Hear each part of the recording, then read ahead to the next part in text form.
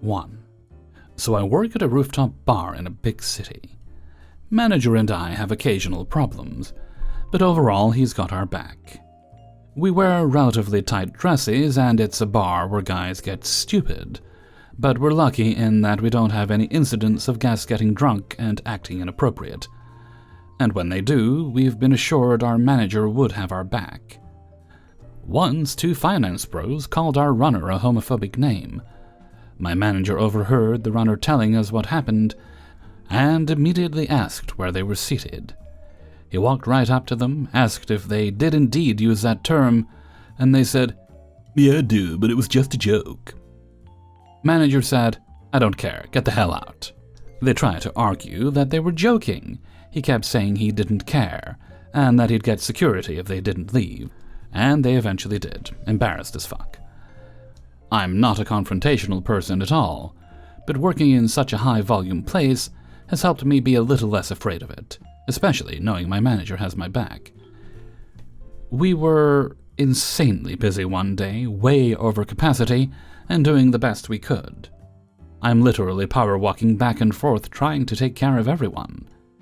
And as I'm walking towards the kitchen, this guy who was sitting down on the terrace doesn't even say anything to get my attention, but he straight up grabs my arm and pulls me towards him as I'm walking past. I literally lost my balance for a second because of how he yanked me toward him. I freaking lost it and went off on him. Told him to never touch me or any other server ever again, and whatever you want is going to have to wait even longer now because I'm not helping someone who thinks it's okay to act like that. He put his tail between his legs and immediately started apologizing, and as I walked away, I saw the women he was sitting with just yelling at him. I told my manager what happened, and he just nodded his head and said, "Good job. If he does it again, you can kick him out yourself." The guy was a perfect gentleman for the rest of the night, because every time he ordered something from me, the women with him were just staring, like mothers making sure their child didn't misbehave.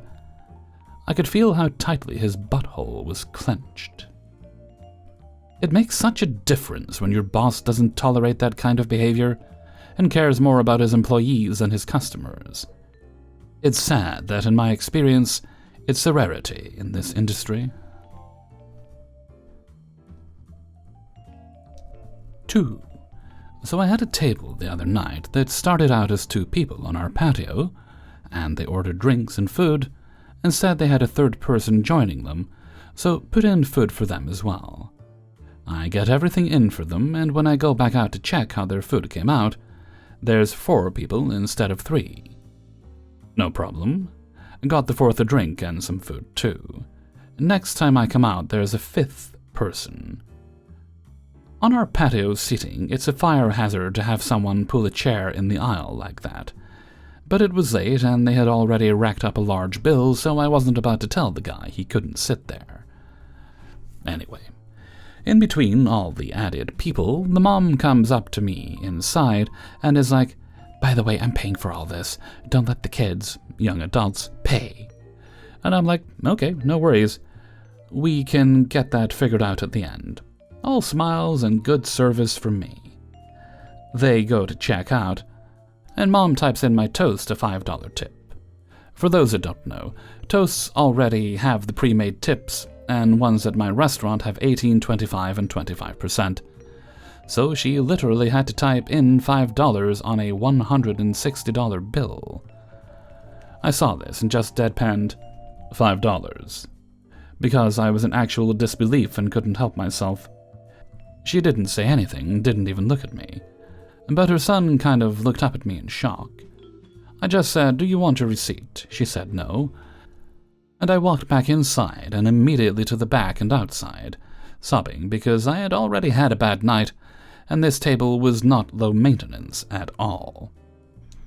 Anyway, after I control my crying, I go back inside, eyes red and still breathing raggedly, and the son is inside looking for me. He comes up and is like, "I'm so sorry, I didn't know she was only going to tip you $5. Is there any way you can let me tip you more off my card?" Super nice guy, and genuinely seemed appalled. I'm obviously like, "Are you sure? I'm just having a bad night, I'm sorry, etc." But he insists and tips me another $25. That old girl outside must have been getting reamed because the dad walks in 15 minutes later and gives me $20 cash. Thankful for the son, who obviously called out his mom and told everyone how she was in the wrong. All I had to do was cry, I guess. Side note, this table also ended up coming back in and ordering something else to go. Had another sixth person join after they had checked out and sat outside on the patio as a fire hazard for almost 3 hours until we were about to close. The mom also came back in asking for forks and didn't even apologize to me or acknowledge her fuck-up. Whole time I was still super nice even when she came back in after the first tip. Some people are just shitty. Guys, I went out and broke down because I had a bad night with a bunch of other circumstances, and after doing so much for that table, just to get tipped 3% was what broke the camel's back. I wasn't crying just because of that table. Any other night, I would probably have just left it and said nothing. 3. I finished my bachelor's degree earlier this year and accepted my first job offer last week. I refrain from using such terms as real job because service industry jobs are just as much of a job as any other. But this is a 9-to-5 with amazing benefits and opportunity for growth. If you're someone who left the industry or is thinking of leaving, you may relate to the things I'm going to say. I could not be more excited to start this next chapter. I'm still younger, 24-year-old female, and worked industry jobs since I was 15. I started serving at 18 and bartending when I was 22. While I forever stand by the fact that everybody should work a service industry job at least once in their life, this shit catches up to you in a plethora of ways. I am dreaming of the days I will come home from work with no back, feet, and shoulder pain. No more working until 1 to 3 a.m., and sleeping and recharging the following afternoon to do it all again. It is almost impossible not to fall into an unhealthy lifestyle with these jobs. No regular sleep schedule, meal times, working while sick, being around alcohol every day, and ridiculous hours. I've lost sleep over whether or not I said something wrong to a customer, and stressed about reviews and if someone was going to write a bad one about me. Additionally, there is no work-life balance, unless every single one of your friends and family works a service industry job. I've missed so much time with friends and family that I will never get back. I'm also on the introverted side. During my 2 days off, which would normally be Monday and Tuesday, I simply had no mental or physical energy left to do much. And while I've met some of the coolest people I hope to stay in touch with, I've also met some of the most immature and miserable people. Sometimes the service industry, as your full-time job, feels like a college party everybody should have left a long time ago. And now for the good parts. I am definitely going to miss the superficial engagement. Conversations with no ties is another way to put it, I guess. I also enjoyed running errands on weekdays when places were slow. And the little things like compliments on service, drinks, and feeling like you made somebody's day just by being friendly and kind. I have truly grown to love bartending, making drinks, and learning what pairs well together. Luckily, I am leaving my place on good terms and can pick up shifts for extra money when needed. I valued my job and took it very seriously. It makes me sad hearing stories of bad service or when customers would thank me for just being nice. One more section for pet peeves because I think every server and bartender can relate to these.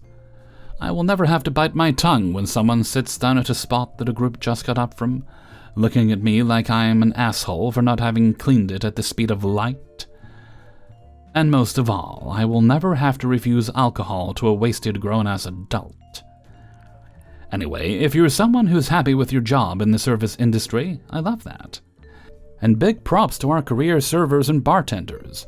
It's truly an important job, just not sustainable for most. Not to mention, the industry has become increasingly difficult over the last few years. I'd go back full-time if I had to, but definitely fine dining or any place that closes no later than 10 or 11. My weekend warrior days are almost over. I'm ready for stability in my overall schedule and finances. Also, I'd love to hear similar stories of people leaving the industry. I'm very excited. but it will definitely be a huge adjustment, and I need to change my entire lifestyle. 4. For personal context, I'm a 23-year-old male, and I'm a host at a sports bar. This is my first hosting position, and I've been working for about a month. My managers know this. I welcomed a trio of women in and sat them at a 3-person high-top table. It wasn't busy at the time, and they asked if they could sit in a booth, so I said sure. A waitress then asked me how many there were. I said 3. She said I should ask the manager about that since those tables are usually for 6 people. Some context for this is that I had been getting the vibe from the managers that they didn't like me asking questions. Every time I would ask one, they would seem annoyed, sometimes giving me the look or vibe that they thought I was stupid. Now, I'm a bit of a perfectionist, so I like to make sure I'm doing things 100% correctly. However, when I ask them questions, sometimes it angers them. For example, when I would ask when my shifts ended, they would be vague and say that it would go to at least a certain time, etc. After a couple of times asking, one manager came up to me and said that the other manager was about to strangle me for asking this, and that, in their day, people worked until their boss told them to go home, and that it makes it seem like I don't want to be here. Now, I wasn't minding the job so much until this point, but obviously I like to be home, relaxing rather than working. Also, my girlfriend doesn't like being alone at the apartment, so I like to be able to tell her when I'm coming home. For another example, a party came in asking if they could get a table for 14. My manager said she could give them a table for 10 and have the rest stand, or have them at the bar with some standing. She also said that if it's a party that large, they all have to have one check. So I started repeating what she said back to her to make sure I got it all right, and in response she said, "Come on, you're killing me today, I just told you." They have also said things like, "Don't ask me, I just got here," in regard to which TV things were playing on.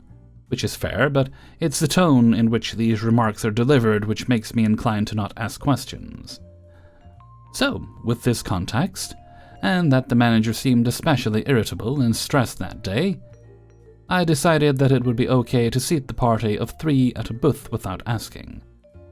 But when the waitress spoke to me, I went to the party and said, "Hey, I'm sorry about this, guys, but we might have to move you since booths are usually for 6 people. Sorry for the confusion."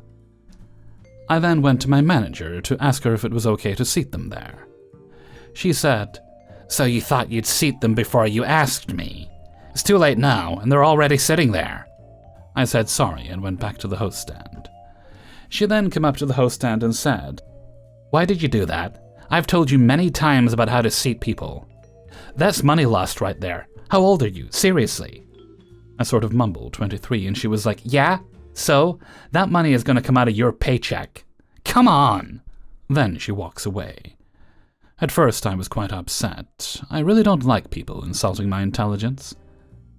But then I was really, really mad, to the point where I actually got a little lightheaded.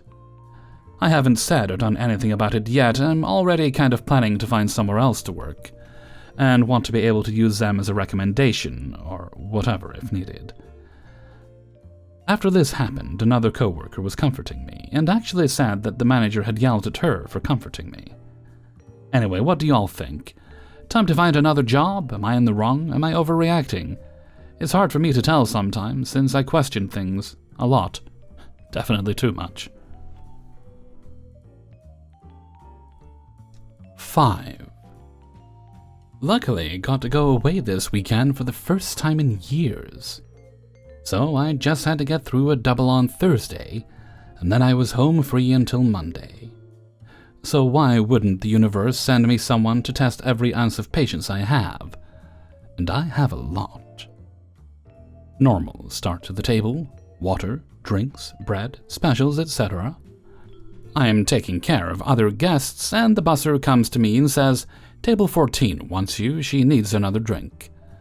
2 minutes go by. As I'm finishing what I was currently doing, busser comes back and says, "She's asking for you for the second time." I rush over to take her second drink order: Stoli martini, rocks, no vermouth, splash of water, 3 olives. go to ring in her second drink literally 12 minutes after I initially started her check, as Stoli rocks splash of water 3 olives. So there's no question about vermouth from the bartender. I bring it over, and before I set it down, she nastily says, "This is not what I wanted." I do my usual self-blame. "Oh, I'm so sorry. I must have misheard you and thought you said rocks. I can have it fixed right away." She grumpily says it's fine and she'll drink it. A few minutes later, I see another server bring her an up martini. I question it, and she insisted there was vermouth in the first one and flagged someone else down to fix it. Bartender knew she didn't put vermouth in it, so she simply strained the same drink into her martini glass, because her new drink was perfect. Proceeded to all the usual typical complaining throughout, listing multiple wine brands we don't carry, mad that we don't have them and won't let me go get her a wine list, because it will take me too long. Why didn't a salad come with her meal? She ordered a soup as her entree, so even if it did, she wouldn't get one anyway, etc. My favorite was how she kept saying when the previous owner had it, he did things this way and that way, and that she's a regular. That man hasn't owned this restaurant in 3 years, so if you didn't know he retired and sold it, and haven't been in since then, you're probably not as special as you think you are, barring moving away or something, which I doubt. Final icing, or sugar should I say, on the cake was dessert. We had creme brulee and flan that night. She ordered the flan and asked if it came with caramelized sugar. I proceeded to explain the difference between the two, and that creme brulee had hard caramelized sugar and the flan had caramelized sugar that liquefies as it sets. She orders the flan anyway. I bring it out and she throws her spoon across the table and starts yelling about how I don't know how to communicate. She doesn't know what my problem is. It's not what she wanted, again. I'm terrible at my job. She is strongly considering not leaving a tip, etc. Her husband made her leave a 15% tip, from what my coworkers overheard. I contemplated not entering it in, but that would screw over everyone else, and that's not fair. I had to take an Uber home that night, and left my driver $20, the amount she left, with sad faces drawn all over the receipt. She was like 60, by the way. For the mile ride, just to take her shit karma and make someone else's day a little brighter instead. I'm convinced she goes out with the sole purpose of trying to make people cry. What a sad life.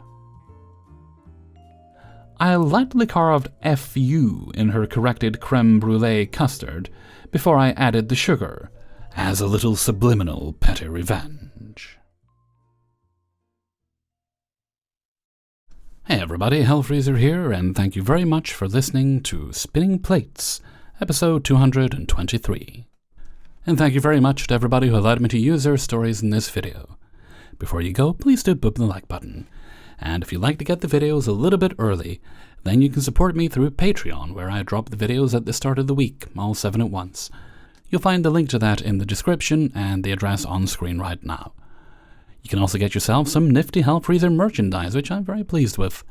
And you can make donations during streams or videos like this one, if you wish to do so too. Well, you don't have to, I do very much appreciate it. It helps me take care of business. Okay, let's see. Right, let's move right along to Hellfreezer's question of the day. And today's question is, what is something you watch, a form of entertainment you enjoy, and you've no idea why you like it, you just do? I'm speaking specifically in my case, is food challenge videos, but there's only like 2, sort of 3 people I watch that do it. One is Beard Meets Food, I'm sure you've heard of that channel. The other is Randy Santel, and sometimes his partner, but mostly just those other 2. I don't know why. It's entertaining. It's kind of gross at times. Sometimes the food itself looks really, really yummy. Like when they've got like the fish and chip challenges where it's a huge fish and the plate of chips. And I think to myself, I don't know if I could finish that, but I'd like to make an attempt. But most of the time I look at these things and think, nope, no way at all. I've got a big appetite, but there's not a chance at all. I could even get close to completing those things. Now and again, I see one and I think, I could possibly do that. I think I could do that. I wouldn't, because this is going to sound weird. I don't really like eating out. I prefer to eat at home. I mean, I will if I have to and I'm really hungry, but it's not my preference. Let me know what you think in a comment below. What are some of yours? And with that, I'm going to head off for now. So until next time, thank you very much for listening, and take very good care of yourselves.